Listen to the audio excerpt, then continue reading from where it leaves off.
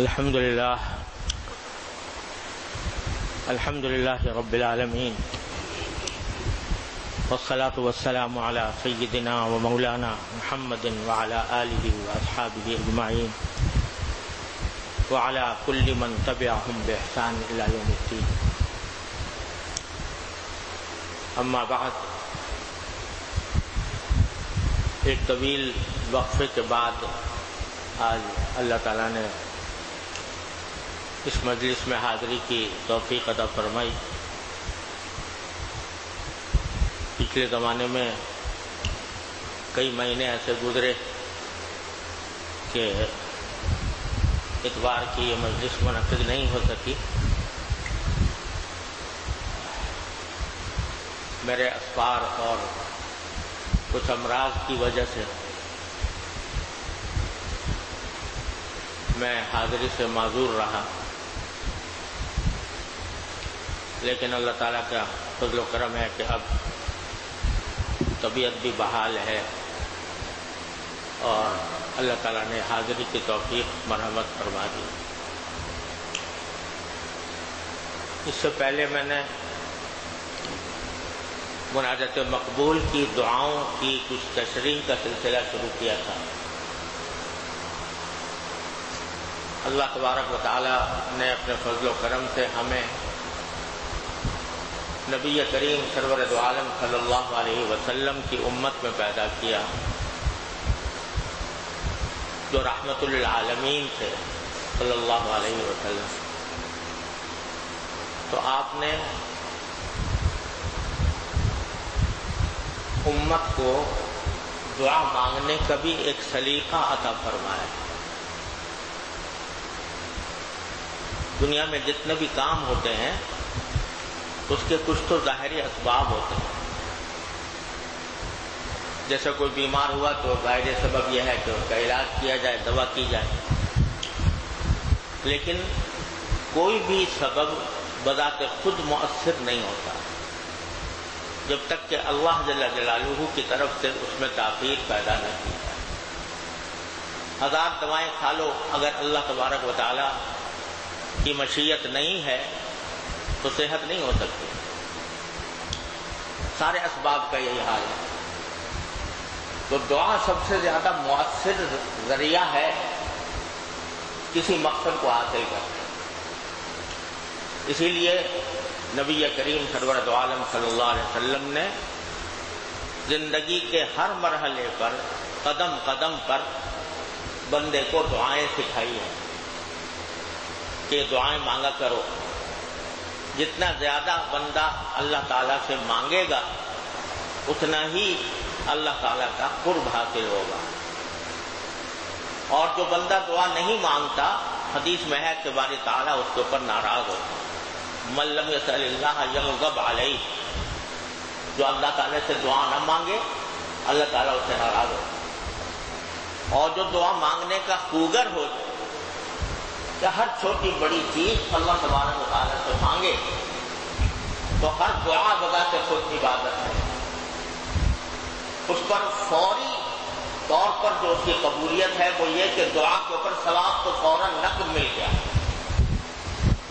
چاہے دنیا کی کوئی چیز مانگی ہو کہ یا اللہ مجھے رزق دے دے، یا اللہ مجھے روزگار دے دے، یا اللہ مجھے طبیعت اچھی کر دے، دنیاوی مقاصد کے لیے مانگ رہا ہے. لیکن جو ہی دعا مانگی فوراً بلا تاخیر نقد وہ ایک عبادت لکھی گئی، اس کے اوپر اجر مرتب ہو گیا. اب وہ چیز جو مانگی ہے وہ دیں یا نہ دیں یہ اللہ جل جلالہ کی مشیت پر موقوف ہے. وہ بندے کی مصلحت پہچانتے ہیں.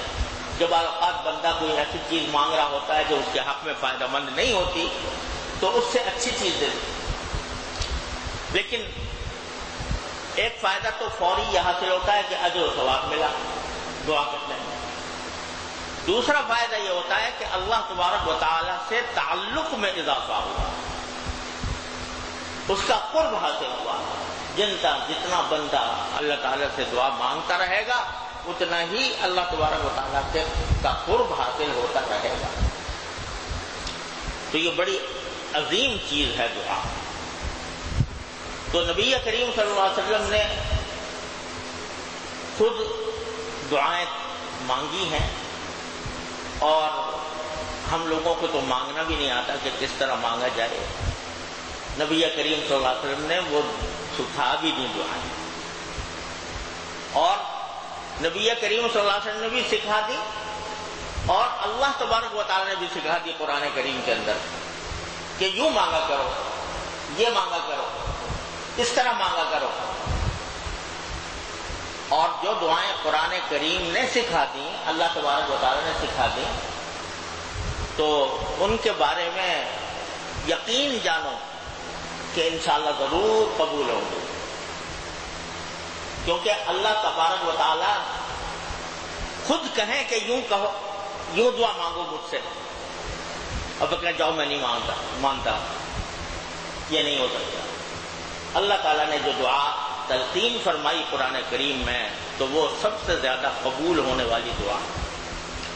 تو یہ ہم نے قرآنی دعاؤں کا سے آغاز کیا تھا کہ قرآن کریم نے جو دعائیں سکھائی ہیں وہ آدمی سمجھ کر مانگے، دل سے مانگے، سمجھ کر مانگے، تو دنیا و آخرت کی ساری صلاح و فلاح ان کے ذریعے حاصل ہو سکے۔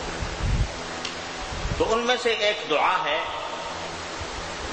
جو پچھلی قرآنی دعائیں ہیں ان کا بیان پہلے ہو چکا ہے۔ یہ دعا ہے رب اجعلنی مقیم الصلاۃ ومن ذریتی ربنا وتقبل دعاء ربنا اغفر لی ولوالدی وللمؤمنین یوم یقوم الحساب۔ یہ دعا بعض اوقات اکثر لوگوں کو یاد بھی ہوتی ہے، اور اتحیات میں جب بیٹھتے ہیں تو درود شریف کے بعد جو دعائیں پڑھی جاتی ہیں ان میں سے ایک دعا یہ بھی ہے، اور یہ حقیقت میں حضرت ابراہیم خلیل اللہ علیہ السلام کی دعا ہے۔ ایک ایسے موقع پر مانگی ہے حضرت ابراہیم علیہ السلام نے، یہ دعا ایسے موقع پر مانگی ہے جو شدت جذبات کا ایک اعلیٰ ترین مظہر تھا، کہ اپنی اہلیہ حضرت حاجرہ رضی اللہ تعالی عنہا اور اپنے دودھ پیتے بچے اسماعیل علیہ السلام، ان دونوں کو اللہ تبارک و تعالیٰ کے حکم سے لا کر مکے کی اس جگہ پر جہاں پر اللہ نے بیت اللہ قائم کرنا تھا، اور قائم تھا پہلے، اس کی تعمیر جدید حضرت ابراہیم علیہ السلام کے ذریعے کرانی تھی، تو وہاں پر حکم ہوا کہ پہلے تم ایسا کرو کہ حضرت حاجرہ کو یہاں چھوڑ دو اور دودھ پیتے بچے کو، اور تم جاؤ واپس۔ حضرت حاجرہ بیوی ہیں اور چھوٹا بچہ ہے، شیرخوار بچہ ہے، اس کو وہاں ایک جگہ پر بٹھا کر، جو بیت اللہ تعمیر ہونے والی جگہ تھی وہاں پر بٹھا کر حکم ہو گیا واپس جاؤ۔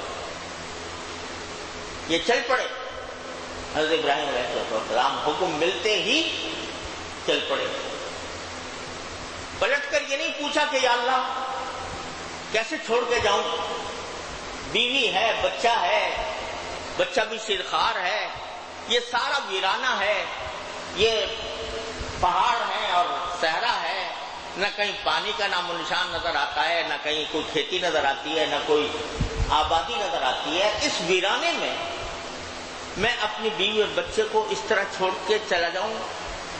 کیوں چھوڑ کے چلا جاؤں؟ کوئی سوال نہیں، جو ہی حکم ملا فوراً روانہ ہو گئے۔ آپ اندازہ کریں، ایک شخص جو ہے اپنے بیوی بچے کو ایسی جگہ چھوڑ کے جا رہا ہے جہاں پر کوئی اس کا رکھوالا نہیں، کوئی ممد و معاون نہیں، کوئی کھانے پینے کا انتظام نہیں، وہاں پر چھوڑ کر حکم ہوا چلے جاؤ۔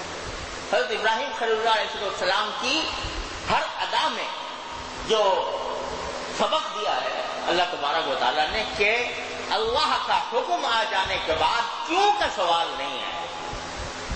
جب اللہ تعالیٰ کا حکم آ جائے تو بس پھر یہ کیوں نہیں چلتی وہاں پر کہ یہ کیوں کروں؟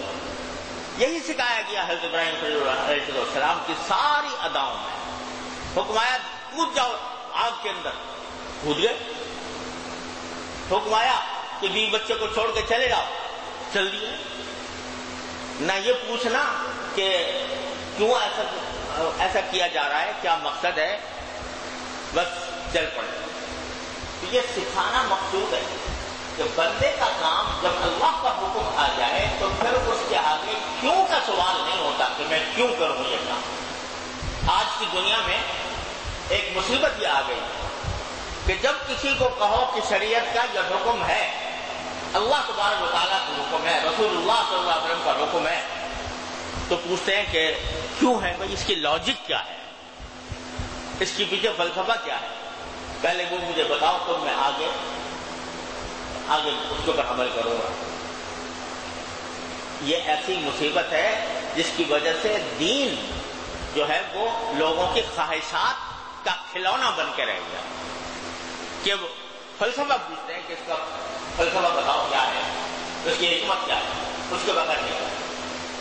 دنیا میں تمہارا حال یہ ہے کہ تمہارا نوکر جو انسان ہے، کوئی غلام بھی نہیں ہے، تمہارا نوکر ہے، اس کو اگر تمہیں حکم دو کوئی کہ بازار سے فلاں چیز لے کے آ جاؤ، وہ پوچھے جی کیوں لاؤں، تو یہ گوارا نہیں کرتا کوئی بھی شخص کہ میرا نوکر مجھ سے کیوں کا سوال کرے. لیکن اللہ تبارک و تعالیٰ کے احکام کے بارے میں ہر شخص یہ کہتا ہے جی مجھے پہلے لاجک بتاؤ. اور ایسے لوگوں کے بہت زیادہ لوگ جو ہیں بڑے مشتاق اور بڑے عقیدت مند ہو جاتے ہیں جو اسلامی احکام اور شریعت کے احکام کا سائنسی انداز میں اس کی توجیہ کریں کہ سائنٹیفک اس کی وجہ یہ ہے. ارے بھائی، اللہ تعالیٰ کی کسی حکم میں کوئی بلا وجہ کوئی حکم نہیں ہوتا، لیکن بندے کا کام یہ ہے کہ جو حکم دیا جائے اس پر عمل کرے، چونو چرا نہ کرے. حضرت ابراہیم خلیل اللہ علیہ السلام کو اللہ تبارک و تعالیٰ نے یہ مقام عطا فرمایا اتباع کامل کا. اذ قال له ربه اسلم قال اسلمت لرب العالمین. کہ جب اس کے پروردگار نے ان سے کہا کہ ہمارے حکم کے آگے جھک جاؤ، تو انہوں نے کہا جی میں نے رب العالمین کے آگے اپنا سر جھکا دیا. اس بات کو قرآن کریم نے اتنی تعریف کے ساتھ بیان کیا ہے حضرت ابراہیم صلی اللہ علیہ وسلم، اور اتنا پیار سے بیان کیا ہے. یہ جس آیت کا میں ذکر کر رہا ہوں، اذ قال له ربه اسلم قال اسلمت لرب العالمین، اس پورے 2 صفحے کے اندر اگر دیکھو تو 12-13 مرتبہ نام لیا ہے اللہ تعالیٰ نے ابراہیم علیہ السلام. 12-13 مرتبہ 1-1.5 صفحے کے اندر اتنے پیار سے نام دیا ہے، اس لیے کہ وہ متبع تھے، اللہ تبارک و تعالیٰ کے حکم کے آگے سر جھکانے والے تھے. تو چنانچہ جب حکم آیا کہ بیوی بچے کو چھوڑ کر چل جاؤ، چل پڑے. حضرت ہاجرہ بیچاری عورت ذات، بچہ گود میں، اس کو شوہر جو ہے وہ تنہا سہارا تھا، وہ جا رہا ہے چھوڑ کر. تو پوچھا کہ کہاں چلے؟ حضرت ابراہیم علیہ السلام نے کہا کہ میں اب شام جا رہا ہوں. کہا آپ اپنی طرف سے جا رہے ہیں یا اللہ میاں نے بھیجا ہے؟ یہ عورت سوال کرتی ہے کہ آپ اپنی طرف سے جا رہے ہیں یا اللہ تعالیٰ نے بھیجا ہے؟ تو نے کہا جی اللہ تبارک و تعالیٰ نے بھیجا ہے. تو فرمایا اس عورت کا آپ حوصلہ دیکھو کہ وہ جواب نہیں کہتی اذا لا یضیعنا، اگر اللہ نے بھیجا ہے تو پھر اللہ تعالیٰ ہمیں ضائع نہیں کرے گا، ہمیں ہلاک نہیں کرے گا.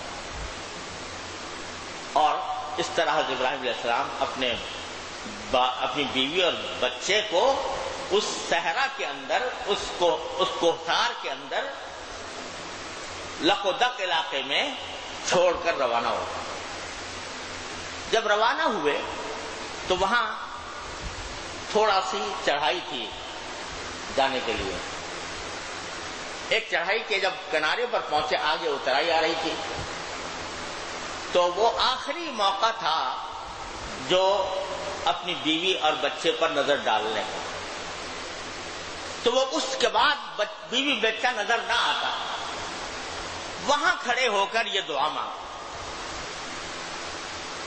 کیا جذبات ہوں گے، کیا خیالات ہوں گے، کیا دل میں طوفان اٹھ رہے ہوں گے ایک انسان کے کہ میں اپنی بیوی بچے کو یہاں چھوڑ کے جا رہا ہوں۔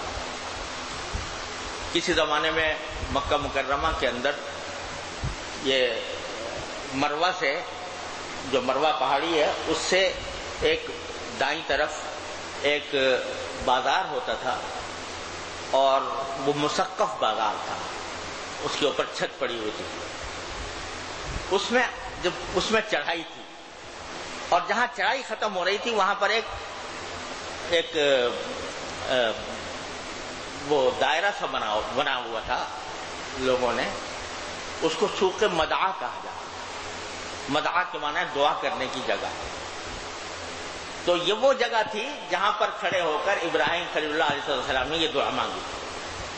وہ ہم نے کس زمانے میں جب تو وہ تھا تو دیکھا بھی تھا، زیارت کی تھی، وہاں جا کے دعائیں بھی مانگی تھی۔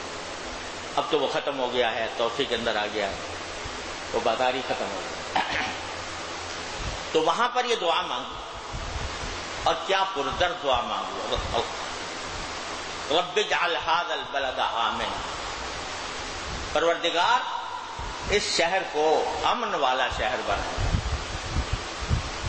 وَاجْنُبْنِي وَبَنِيَّ أَن نَّعْبُدَ الْأَصْنَامَ، اور مجھے اور میری اولاد کو اس بات سے دور رکھیے کہ ہم بتوں کی پرستش کریں۔ رب اجعل ھذا البلد آمنا وَاجْنُبْنِي وَبَنِيَّ أَن نَّعْبُدَ الْأَصْنَامَ رب انہن اضللن کثیرا من الناس، اے پروردگار ان بتوں نے بہت سے لوگوں کو گمراہ کیا ہے۔ کثیرا من الناس فمن تبعنی فانہ منی، اب جو ان میں سے میری اتباع کرے گا، یعنی مجھ پر جو آپ نے احکام نازل فرمائے ہیں ان پر عمل کرے گا، فانہ منی، تو وہ میرا ہوگا۔ ومن عصانی، اور جو میری نافرمانی کرے گا، فإنک غفور الرحیم، تو آپ تو بخشنے والے، رحم کرنے والے ہیں، آپ جس پر چاہیں رحم فرمائیں، جس کی چاہیں مغفرت فرمائیں۔ پھر فرمایا کہ ربنا انی اسکنت من ذریتی بواد غیر ذی زرع عند بیتک المحرم، اے ہمارے پروردگار میں نے اپنی ذریت کو، اپنی اولاد کو یہاں پر لا کر آباد کیا ہے، آپ کے حرمت والے گھر کے پاس، جو ایسی وادی میں ہے جہاں پر کوئی کھیتی نہیں اگتی، بواد غیر ذی زرع عند بیتک المحرم ربنا لیقیموا الصلاۃ، اے پروردگار یہ میں نے آباد اس لیے کیا تاکہ یہ نماز قائم کریں۔ ربنا انی اسکنت من ذریتی بواد غیر ذی زرع عند بیتک المحرم ربنا لیقیموا الصلاۃ فاجعل افئدۃ من الناس تہوی الیہم، تو ایسا بنا دیجئے لوگوں کے دلوں کو کہ ان کے پاس کھچ کر جائیں، افئدۃ من الناس تہوی الیہم وارزقہم من الثمرات، اور ان کو طرح طرح کے پھلوں کا رزق عطا فرما، لعلہم یشکرون، تاکہ یہ آپ کے شکر گزار بندے ہوں۔ الحمدللہ الذی وہب لی علی الکبر اسماعیل و اسحاق، میں اللہ کا شکر ادا کرتا ہوں کہ اس نے مجھے اسماعیل و اسحاق علیہ السلام جیسے بیٹے عطا فرمائے۔ ان ربی لسمیع الدعاء، میرا پروردگار دعا سننے والا ہے۔ پھر یہ دعا فرمائی رب اجعلنی مقیم الصلاۃ ومن ذریتی، اے میرے پروردگار مجھے نماز قائم کرنے والا بنا دیجیے، اور میری اولاد کو بھی۔ اور ربنا وتقبل دعا، اے پروردگار یہ میری دعا قبول فرما لیجیے۔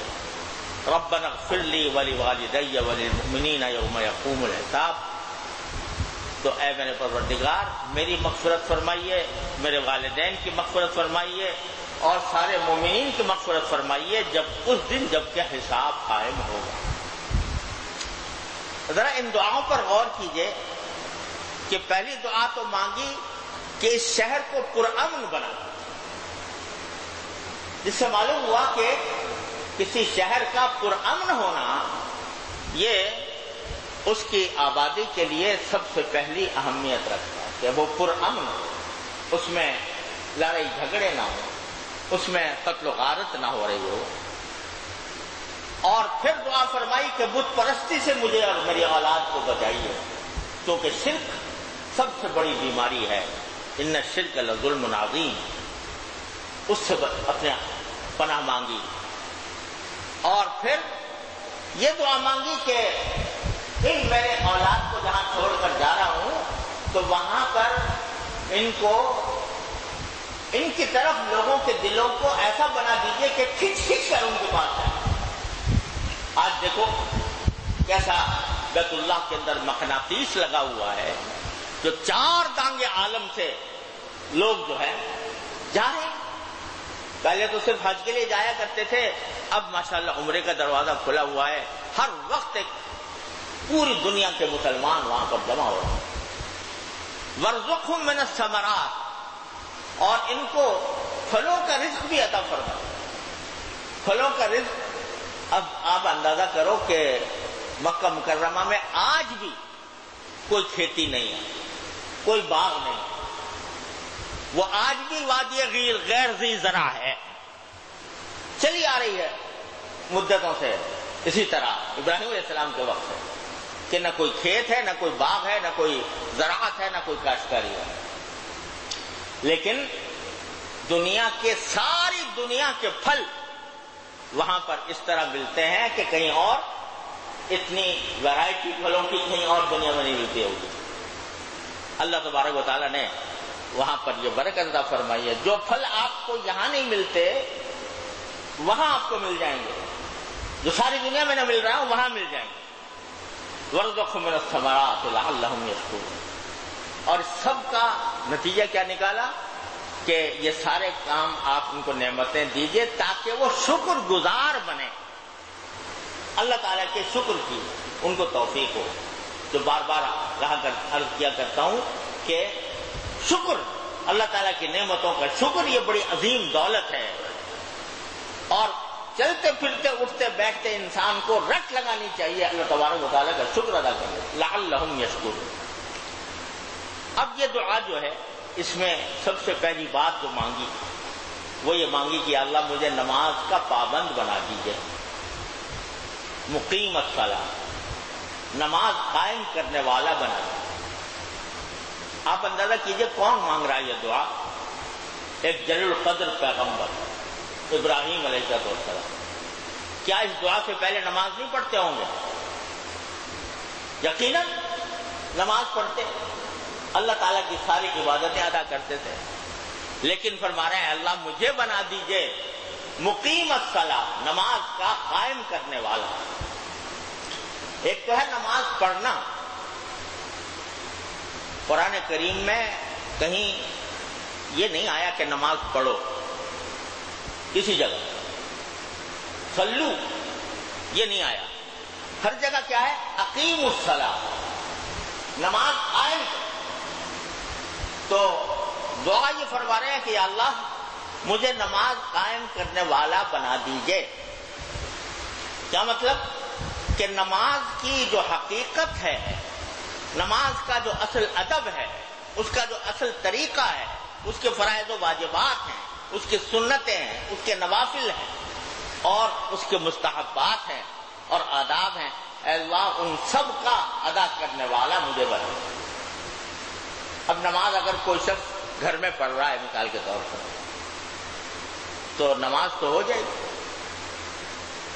فریضہ بڑی حد تک ادا ہو جائے گا، لیکن اگر بغیر عذر کے گھر میں پڑھ رہا ہے، جماعت میں نہیں آ رہا، مسجد میں نہیں آتا، جماعت نہیں کرتا، تو یہ نماز پڑھی تو اس نے نماز قائم نہیں کی، نماز قائم نہیں کی۔ نماز قائم کرنے کا معنی یہ ہے کہ اس کے تمام آداب کے ساتھ قائم کرو. گھر میں نماز پڑھنا یہ نماز کی ادائے قاصر ہے، ناقص ادائیگی ہے، وہ حقیقی ادائیگی نہیں ہے، وہ اقامت صلاۃ نہیں ہے، نماز کا قائم کرنا نہیں ہے. گھر میں اگر کوئی اپنے کمرے میں گھر میں نماز پڑھتا ہے، جماعت کے ساتھ ادا کرنا تقریباً واجب جیسا ہے. تو یہ اقامت کا ایک حصہ ہے کہ آدمی مرد ہے تو جماعت سے پڑھے. عورتوں کے لیے جماعت نہیں ہے، عورتوں کے لیے جماعت بلکہ مکروہ ہے. عورتیں اگر اپنی جماعت کریں مکروہ ہے، ایسا کرنا نہیں، جائز نہیں ہے عورتوں کے لیے. ان کا کام یہ ہے کہ وہ گھر میں پڑھے. اور حدیث میں رسول اللہ صلی اللہ علیہ وسلم نے فرمایا کہ عورت اگر اپنی کوٹھڑی میں پڑھے تو اپنے کمرے میں پڑھنے سے بہتر ہے، اور کمرے میں پڑھے تو صحن میں پڑھنے سے بہتر ہے. تو یعنی جتنا چھپ کر پڑے گی اتنا ہی اس کو ثواب زیادہ ملے گا. لیکن مرد کے لیے یہ ہے کہ وہ جماعت کے ساتھ پڑھے، وہ اقامت صلاۃ. ایک تو اقامت صلاۃ یہ، دوسرا یہ کہ آدمی کو یہ دھن لگے کہ میری نماز جو ہے وہ خشوع کے ساتھ ہے. قد افلح المؤمنون الذین هم فی صلاتهم خاشعون. آدمی زندگی بھر یہ کوشش کرتا رہے کہ میری نماز خشوع والی نماز ہو، جس میں دھیان اللہ تعالیٰ کی طرف ہو. اور اس کا طریقہ حضرت حکیم الامت قدس اللہ تعالیٰ سرہ نے یہ بتایا کہ آدمی جب نماز میں کوئی بات، کوئی الفاظ زبان سے نکال رہا ہے تو وہ الفاظ، ان الفاظ کی طرف دھیان رکھے. الحمدللہ رب العالمین کہا تو دھیان ہو کہ میں الحمدللہ رب العالمین کہہ رہا ہوں. ان الفاظ کی طرف دھیان، الرحمن الرحیم کی طرف دھیان، مالک یوم الدین، ہر لفظ کی طرف دھیان دے کر آدمی نماز پڑھے تو یہ خشوع کا ادنا درجہ ہے. اور اعلیٰ درجہ رسول کریم صلی اللہ علیہ وسلم نے یہ بیان فرما دیا کہ ان تعبد اللہ کأنک تراہ. اللہ کی عبادت اس طرح کرو. نماز بھی عبادت کا سب سے اہم حصہ ہے. تو اللہ کی عبادت اس طرح کرو، یعنی نماز اس طرح پڑھو جیسے کہ تم اللہ کو دیکھ رہے ہو. کأنک تراہ، جیسے کہ اللہ تعالیٰ کو دیکھ رہے ہو. تصور کرو کہ میں اللہ تعالیٰ کے سامنے کھڑا ہوں. تصور کرو کہ میں باری تعالیٰ کی بارگاہ میں حاضر ہوں. اور اگرچہ اللہ تعالیٰ نظر آنے والی نہیں ہے، دنیا کے اندر کسی کو بھی نظر نہیں آ سکتے، لیکن اللہ تعالیٰ نے اپنی تجلی کے بے شمار مظاہر دنیا کے اندر پیدا کیے ہوئے. آدمی اگر غور کرے تو جہاں نماز پڑھ رہا ہے وہاں کوئی عمارت نظر آئے گی، کوئی صحرا ہوگا، آسمان نظر آئے گا، زمین نظر آئے گی. یہ آسمان زمین کس کی پیدا کی ہوئی؟ اللہ جل جلالہ.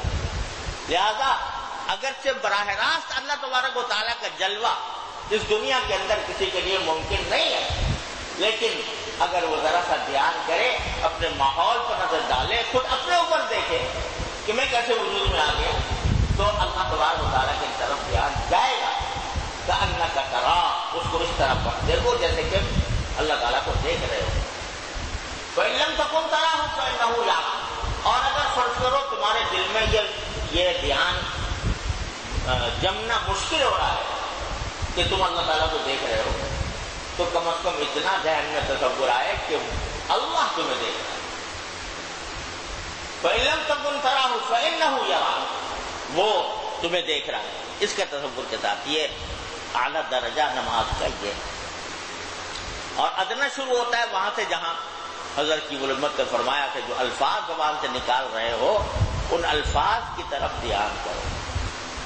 ٹھیک ہے، ہم جیسے لوگ جو ہیں چونکہ دنیا کے بہت سے کام دھندوں میں لگے رہتے ہیں تو دھیان کبھی بٹ جائے گا، دوسری طرف خیال چلا جائے گا، غیر اختیاری خیالات آ جائیں گے. لیکن غیر اختیاری خیالات کا انشاءاللہ کوئی مواخذہ بھی نہیں ہوگا. پھر جب تنبہ ہو دوبارہ لوٹ آنا اسی جگہ. یہ مشق کرتے رہو زندگی بھر تو ایک وقت انشاءاللہ ایسا آئے گا، اور ضرور آئے گا. اللہ ان تعبد اللہ کأنک تراہ فإن لم تکن تراہ فإنہ یراک. جب بندہ کوشش کرتا رہتا ہے الذین جاہدوا فینا لنہدینہم سبلنا، تو اس کی کوشش کرتی. یہ اقامت صلاۃ کا ایک حصہ ہے. تو دعا یہ مانگی کہ مجھے نماز قائم کرنے والا بنا دیا. اب آپ اندازہ کرو کہ ابراہیم خلیل اللہ علیہ السلام سے زیادہ کون ہوگا جو عبادت خشوع و خضوع کے ساتھ انجام دے، جتنے خشوع و خضوع کے ساتھ حضرت ابراہیم علیہ السلام انجام دیتے ہوں. پھر بھی مانگ رہے ہیں کہ میں کتنے ہی خشوع و خضوع سے پڑھ لوں نماز، لیکن اللہ اس میں اور ترقی چاہیے، تو اے اللہ مجھے نماز قائم کرنے والا بنا دے. لہذا جو بہت سے ہمارے دلوں میں یہ خیال آتا رہتا ہے کہ ہم تو اپنی نماز پڑھتے ہیں تو خیالات کا ایک طوفان ہوتا ہے، ادھر کے ادھر کے خیالات آتے رہتے ہیں، اور جو خشوع کامل ہونا چاہیے وہ نہیں ہو پا رہا. تو بھائی ہمارے حضرت فرماتے تھے اگر یہ ہو رہا ہے تو اللہ ہی میاں سے مانگو نا، اللہ تعالیٰ سے کہو یا اللہ میری نمازوں کو درست فرما دی. یہ تعلیم دے دی حضرت ابراہیم خلیل اللہ علیہ السلام نے کہ یہ دعا مانگا کرو رب اجعلنی مقیم الصلاۃ، مجھے نماز کا پابند بنا دیجئے. اور جب نماز کے لیے آ رہے ہو، نماز پڑھنے کے لیے راستے میں یہ دعا مانگتے آ جاؤ یا اللہ نماز پڑھنے جا رہا ہوں، پتہ نہیں شیطان دل میں کیا خیالات ڈالے گا، ادھر ادھر کے خیالات آ جائیں گے. اللہ مجھے نماز کے اندر خشوع کی توفیق عطا کرو. یہ مانگتے آؤ رب اجعلنی مقیم الصلاۃ، یہ دعا مانگتے آ جاؤ رب اجعلنی مقیم الصلاۃ، اے اللہ مجھے نماز قائم کرنے والا بنا دیجیے. اور یہ دعا مانگتے آؤ کہ اللہم ارزقنی قلبا خاشعا، اے اللہ مجھے خشوع والا دل عطا فرمائیے جو آپ کی طرف متوجہ ہو، ایسا دل عطا فرمائیے. کیا تکلیف ہے اس میں؟ اگر آدمی ہر نماز سے پہلے، نماز کو آنے سے پہلے، نماز شروع کرنے سے پہلے اللہ تعالیٰ سے مانگے یا اللہ نماز پڑھنے جا رہا ہوں، شیطان ستائے گا مجھے، خیالات آئیں گے، وسوسے آئیں گے، اے اللہ مجھے بچا لیجیے اور مجھے اپنی طرف متوجہ فرما دیجیے. اس میں کوئی دقت ہے؟ کوئی پریشانی؟ کوئی خرچہ؟ کوئی محنت؟ کچھ بھی نہیں. لیکن یہ دعا مانگ کے شروع کرو نماز.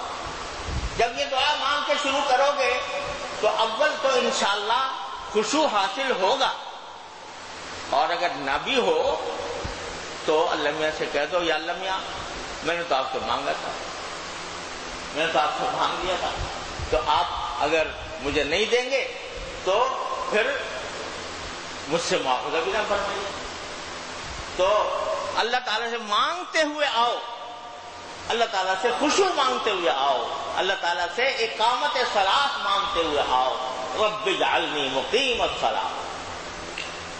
پھر دیکھو انشاءاللہ اگر اس کے اوپر عمل کر لیا تو اللہ تبارک و تعالیٰ کی رحمت سے امید ہے کہ انشاءاللہ جو مطلوب ہے خشوع وہ حاصل ہو جائے گا، ضرور ہوگا انشاءاللہ.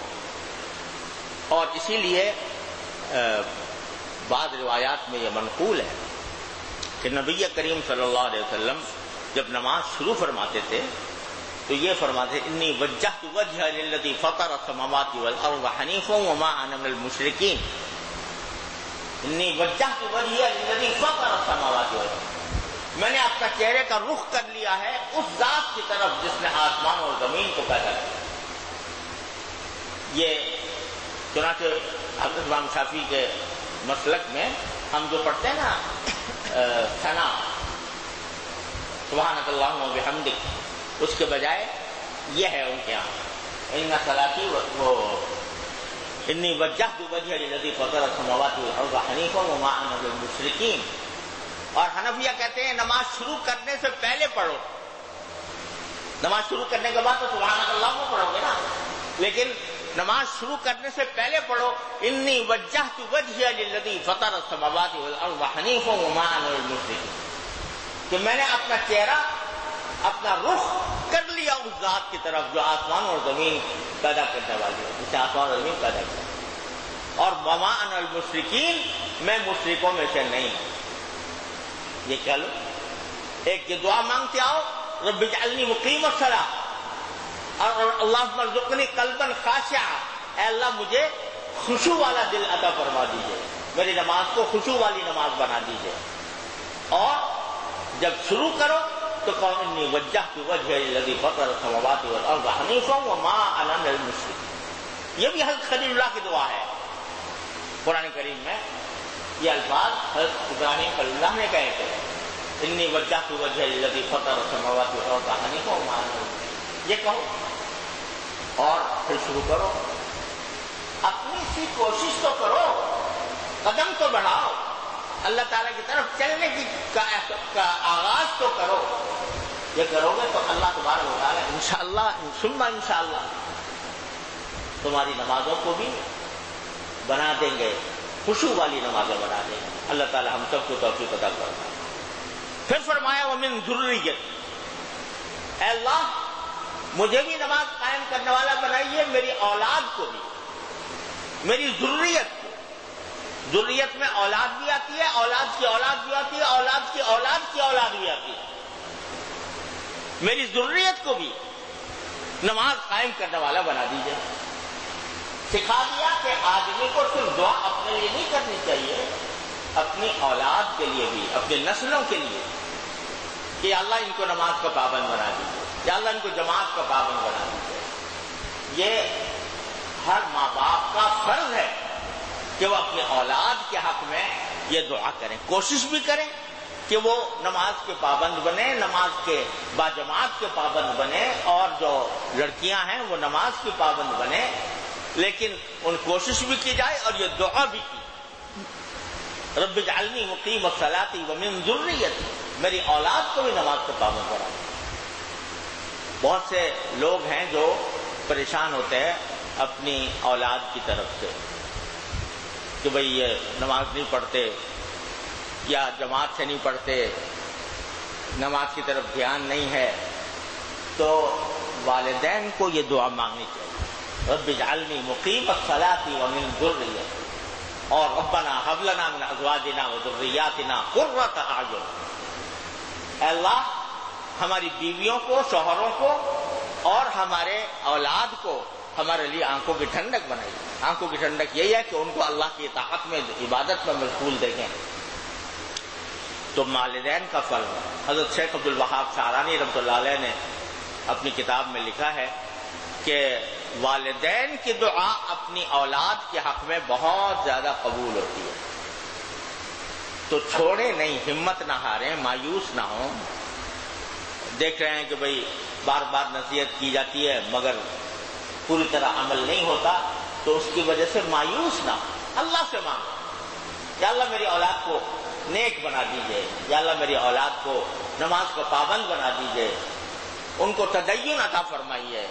یہ بھی انسان کے فرائض میں سے ہے کہ اپنے اولاد کے لیے دعا مانگے۔ ربنا وتقبل دعا، اے پروردگار ہماری اس دعا کو قبول فرمائیے۔ پھر فرمایا رب اغفر لی، ربنا اغفر لی ولوالدی وللمؤمنین یوم یقوم الحساب، اے ہمارے پروردگار میری بھی مغفرت فرمائیے، میرے والدین کی بھی مغفرت فرمائیے، اور سارے مومنین کی مغفرت فرمائیے اس دن جس دن کے آپ بندوں سے حساب لیں۔ اب یہ دعا کون مانگ رہے ہیں؟ ابراہیم خلیل اللہ علیہ السلام، جس نے اللہ تعالیٰ کی کوئی نافرمانی نہیں کی، کبھی کوئی گناہ نہیں ہوا، نبی یہ معصوم، وہ بھی کہہ رہے ہیں میری مغفرت فرمائیے۔ تو معلوم ہوا کہ آدمی کتنے ہی بلند رتبے تک پہنچ جائے، عبادت کے اور طاعات کے اعلیٰ ترین مقام پر بھی پہنچ جائے، لیکن اس کو اللہ کی مغفرت کی ضرورت ہے، کیونکہ جتنا ہی بنا سوار کے تم عبادت کر لو، حقیقت میں وہ اللہ تعالیٰ کے شایع نشان نہیں ہو سکتی، لہذا مغفرت مانگو۔ چنانچہ نبی کریم صلی اللہ علیہ وسلم کا معمول یہ تھا کہ ہر نماز کے ختم کے بعد جب سلام پھیرتے السلام علیکم ورحمۃ اللہ، السلام علیکم ورحمۃ اللہ، تو 3 مرتبہ استغفار کرتے تھے، استغفر اللہ استغفر اللہ استغفر اللہ۔ کیوں کرتے تھے؟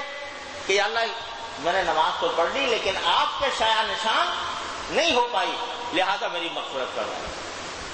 تو معلوم ہوا کہ مغفرت اور استغفار، اللہ تعالیٰ سے مغفرت طلب کرنا، یہ ہر بندے کا کام ہے۔ وہ اپنے آپ کو استغفار سے کبھی بے نیاز نہ سمجھے، کتنا ہی اونچے درجے پر پہنچ جائے، کیسا ولی اللہ بن جائے، کیسا لوگوں کا مقتدی بن جائے، لیکن استغفار سے مستغنی نہیں ہو سکتا۔ اس کو ہر استغفار کرتے رہنا چاہیے، اللہ تعالیٰ سے مغفرت مانگتے رہنا چاہیے۔ پھر فرمایا ولی والدی، میرے والدین کی بھی مغفرت ہو۔ تو بتلا دیا کہ آدمی کو صرف اپنی ہی نہیں، اپنے والدین کے لیے بھی دعا کرنا بندے کے فرائض میں داخل ہے۔ قرآن کریم میں دوسری جگہ فرمایا رب ارحمہما کما ربیانی صغیرا، بندے کو چاہیے کہ اپنے والدین کے بارے میں کہے کہ پروردگار ان پر رحم فرمائیے، انہوں نے مجھے بچپن میں کس طرح پالا۔ تو والدین کے حق میں دعا کرنا بھی بندے کے معمولات میں شامل ہونا چاہیے کہ میرے والدین کی اللہ مغفرت کرے۔ اور پھر للمؤمنین، پھر سارے مومنوں کے لیے، یہ بھی انسان کے ایک مسلمان کا کام ہے کہ وہ صرف اپنی ذات کی طرف نہ دیکھے بلکہ پوری اپنی امت اور اپنی ملت کی طرف دیکھے اور ان کے لیے مغفرت مانگے، ان لوگوں کے لیے مغفرت مانگے جو بظاہر دیکھنے میں معصیتوں کے مرتکب نظر آ رہے ہیں، گناہوں کے مرتکب نظر آ رہے ہیں، ان کے لیے بھی مغفرت مانگے کہ اللہ ان کی بھی مغفرت کر دیجئے۔ مغفرت کرنے کا معنی یہ ہے کہ ان کو صحیح راستے پر لے آئیے۔ تو اب یہاں ایک بات، وقت ختم ہو رہا ہے، ایک بات عرض کر دوں کہ حضرت ابراہیم خلیل اللہ علیہ السلام نے یہ کہا کہ میرے والدین کے لیے بھی، میری والدین کی بھی مغفرت ہو۔ اور یہ بڑھاپے کا زمانہ ہے، جب بوڑھے ہو چکے، تو ان کی والدہ تو مومن تھی، روایات کے مطابق والدہ تو مومن تھی، لیکن باپ جو تھا وہ آزر تھا، مشہور ہے کافر تھا۔ لیکن جس وقت حضرت ابراہیم علیہ السلام اس کو چھوڑ کر جا رہے تھے، جب اس نے کسی طرح مانا نہیں تو یہ کہا تھا سوف استغفر لک ربی انہ کان بی حفیظ، کہ میں آپ کے لیے اللہ تعالیٰ سے مغفرت مانگتا رہوں گا۔ یہ وعدہ کیا تھا حضرت ابراہیم علیہ السلام۔ چنانچہ اسی وجہ سے اس موقع پر اپنے والدین کے لیے دعا کی، اس میں آذر بھی شامل، لیکن یہ پتہ نہیں تھا کہ وہ مومن مرا یا کافر مرا، کیونکہ حضرت ابراہیم علیہ السلام تو چھوڑ کے آ گئے تھے اس کو عراق میں، تو پتہ نہیں تھا کہ وہ آخر اس کا انجام کیا ہوا، مومن ہوا، مومن ایمان لایا یا نہیں لایا۔ اگر کسی کافر کے لیے مغفرت کی دعا کی جائے، زندہ کافر کے لیے، تو اس کا مطلب یہ ہوتا ہے کہ اللہ اس کو ایمان کی توفیق دے دے جس کے نتیجے میں اس کی مغفرت ہو جائے۔ تو اس لیے انہوں نے، حضرت ابراہیم علیہ السلام نے اپنے باپ کے لیے یہ دعا مانگی کہ اللہ مغفرت کر دے۔ مغفرت کرنے کے معنی یہ ہے کہ اس کو ایمان کی توفیق عطا فرما، اور ایمان کی توفیق کے نتیجے میں اس کی مغفرت فرما۔ تو اسی لیے کہا گیا ہے کہ کافر کے حق میں بھی اس نیت سے مغفرت کی دعا کر سکتے ہیں، زندہ کافر کے لیے، کہ اس کو ایمان کی توفیق ہو۔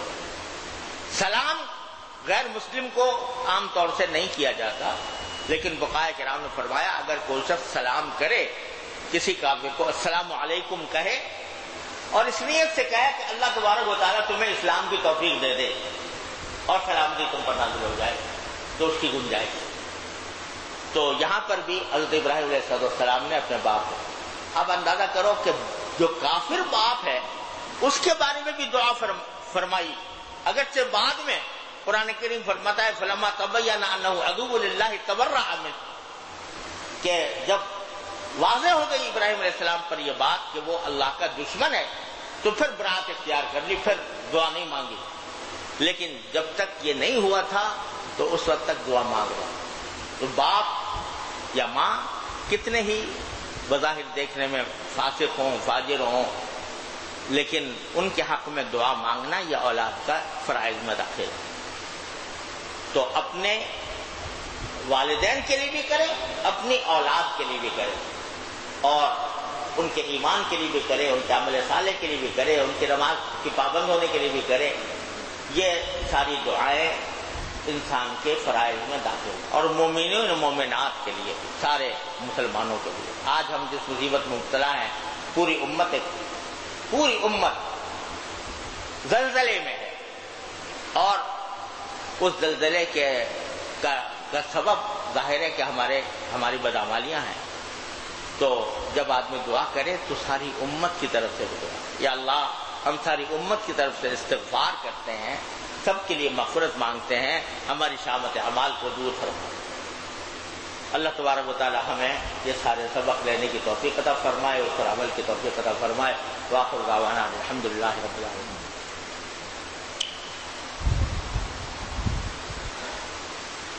چلو اب اذان کا وقت ہو گیا۔